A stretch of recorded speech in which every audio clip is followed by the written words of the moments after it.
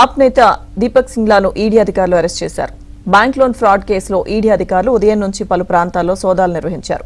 180 కోట్ల మేర మోసం చేశారనే ఆరోపణలతో ఈడీ అధికారులు దర్యాప్తు నిర్వహించి దీపక్ సింగ్లాను అదుపులోకి తీసుకున్నారు. దీపక్ సింగ్లాను అరెస్ట్ చేసిన సమయంలో ఆప్ కార్యకర్తలు ఆందోళన నిర్వహించారు. బీజేపీ ప్రభుత్వం కక్షపూరితంగా వ్యవహరిస్తోందని ఆరోపిస్తున్నారు.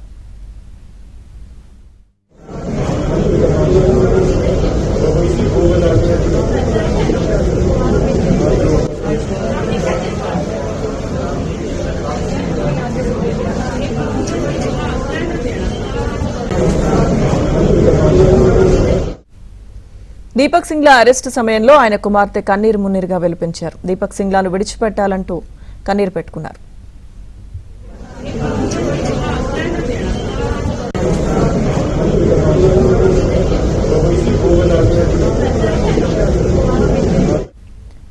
అప్డేట్స్ మా ప్రతినిధి సతీష్ నడి తెలుసుకుందాం.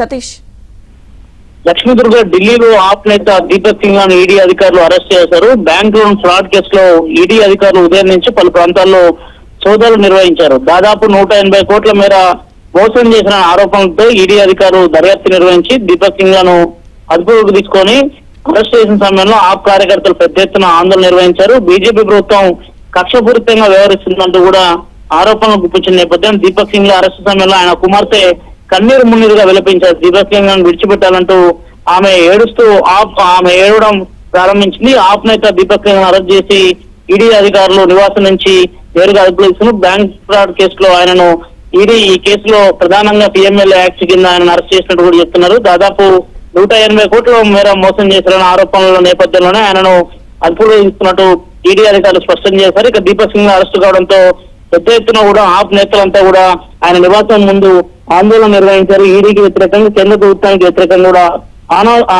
నినాదాలు నిర్వహించి దాదాపు వారిని కావాలనే ఆప్ నేతలను ఇబ్బందులకు గురి చేస్తుంది ఈడీ, సిబిఐ లాంటి స్వచ్ఛంద సంస్థలతో కావాలని నేరుగా రాజ్యాంగ సంస్థల్ని దుర్వినియోగం చేస్తూ బీజేపీ ఈ విధంగా పాల్పడుతున్నట్టు కూడా ఆమ్ ఆద్మీ కీలక నేతలంతా కూడా తీవ్ర విమర్శలు బీజేపీ పైన చేస్తున్నారు. లక్ష్మీదుర్గ.